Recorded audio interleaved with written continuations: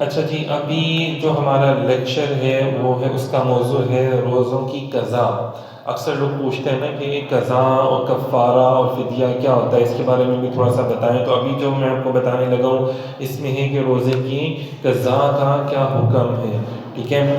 اگر کوئی روزے کی حالت میں بھول کر کھا پی لے تو اس پر نہ قضا ہے اور نہ کفارہ، خواہ وہ رمضان کا روزہ ہو یا نفلی روزہ ہو۔ ویسے مطلب بھول کر کھا پی لینے کے بارے میں جب حضور سے سوال کیا گیا، وہ بھی انشاءاللہ ہم آگے ابھی بیان فرمائیں گے کہ حضور نے فرمایا کہ اللہ تعالیٰ نے آپ کو کھلا دیا بھول کر کھانا پینا، یہ نہیں کہ قصداً بھول کر کھا پی لیا اور آپ اور زیادہ کھاتے پیتے چلے جاؤ، تو وہ نہیں ہوگا۔ ہاں، بھول کر کھا پی لیا تو کیا ہوگا، تو اس پر قضا نہیں ہوگی، وہ آپ کا روزہ جاری رہے گا، ٹھیک ہے نا۔ اس پر کیونکہ آپ نے بھول کر کھایا پیا نا، تو اس پہ روزہ آپ کا جاری رہے گا، روزہ آپ کا ٹوٹے گا نہیں۔ لیکن یہ کہ تھوڑا سا، یہ نہیں کہ بہت زیادہ کھا لیا تو پھر تو روزہ ٹوٹ گیا، تو پھر تو وہ قضا لازم آ گئی نا۔ اچھا جی، اگر کوئی رمضان میں روزے کی حالت میں بلا عذر، بغیر کسی عذر کے قصداً جان بوجھ کر، جیسے کہتے ہیں نا، کھا لے یا پی لے، تو اس پر قضا اور کفارہ دونوں لازم ہیں۔ مطلب اگر آپ نے وہ بھول کے تھا، بھول کے کھایا پیا ہے تو نہ قضا ہے نہ کفارہ ہے، اور لیکن اگر آپ نے جان بوجھ کر کھانا پینا کر لیا، ٹھیک ہے، تو پھر کیا ہوگا، آپ کے اوپر قضا بھی لازم ہوگی اور کفارہ بھی لازم ہوگا۔ قضا کیا ہوتی ہے کہ آپ نے اس کے بعد، رمضان کے بعد جو ہے نا، وہ اس کا روزہ رکھنا ہوگا۔ اگر ایک روزے میں ایسے کیا تو ایک روزہ رکھنا ہوگا، دو کیا تو دو رکھنے ہوں گے۔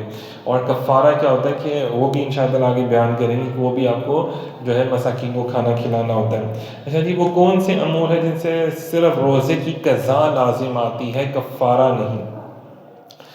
کسی نے زبردستی روزہ دار کے منہ میں کوئی چیز ڈال دی اور وہ حلق سے اتر گئی، نیچے چلی گئی، تو پھر کیا ہوگا، قضا لازم آئے گی اس کے اوپر۔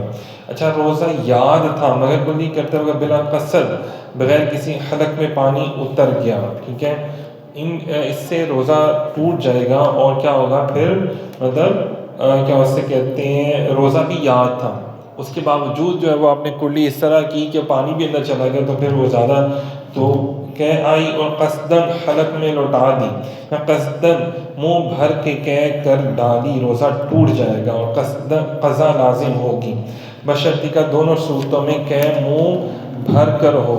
منہ بھر کر کہہ آ جانا نا، جس سے ایک ہوتا ہے تھوڑا سا ہلکا سا جب بلغم آ جانا، اس سے روزہ نہیں ٹوٹتا۔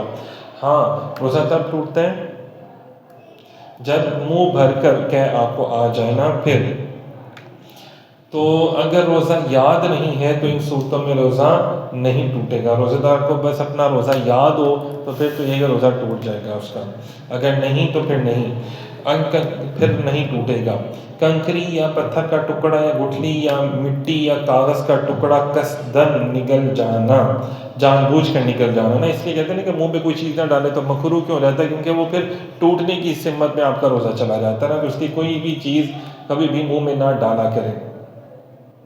جی۔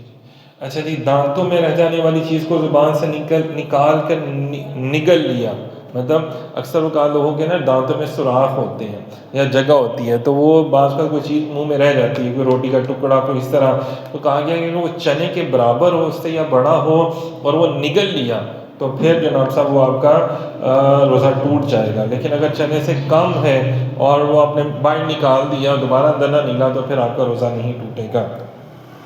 باہر نکال دیا کریں نا، اس کو اندر نہ لے کے جایا کریں۔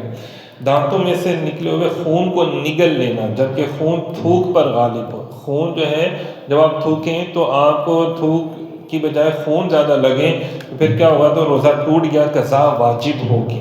اور اگر خون تھوک کی مقدار سے کم ہو تو پھر آپ کا روزہ نہیں ٹوٹے گا۔ مطلب اگر تھوک زیادہ لگ رہی ہے اور اس میں خون کا کوئی ایک آدھا ڈراپ ہی نظر آ رہا ہے تو پھر نہیں ٹوٹا آپ کا روزہ۔ بھولے سے کچھ کھا پی لینے کے بعد یہ سمجھنے کہ روزہ ٹوٹ گیا، پھر قصداً کھا لینا، تو اس کے لیے پھر آپ کو جو ہے نا روزے کی قضا ادا کرنی ہوگی، مطلب روزہ رکھنا ہوگا رمضان کے بعد کسی بھی دن۔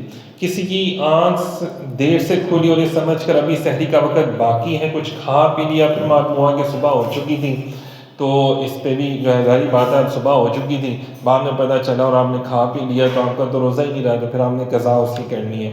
رمضان مبارک کے سوا اور دنوں میں کوئی روزہ قصداً توڑ ڈالا، اس کی بھی قضا ہے۔ ابر یا غبار کی وجہ سے، جیسے آندھی طوفان یا بارش ہوتی ہے، اس کی وجہ سے بعض کا جو ہے وہ آفتاب غروب ہو گیا تو روزہ افطار کر لیا، حالانکہ ابھی دن باقی تھا، مطلب ابھی افطاری کا ٹائم نہیں ہوا تھا، لیکن آپ نے کر لیا، پہلے ہی کر لیا، 5-6 منٹ یا 10 منٹ پہلے آپ نے کر لیا، تو پھر کیا ہوگا، ان تمام صورتوں میں روزہ ٹوٹ جائے گا اور اس کی صرف آپ کو قضا لازم آئے گی۔ ان چیزوں کے اوپر یاد رکھیے گا کہ کفارہ نہیں ہوگا، قضا مطلب آپ نے دوبارہ روزہ رکھنا ہوگا بعد میں شعبان کے بعد۔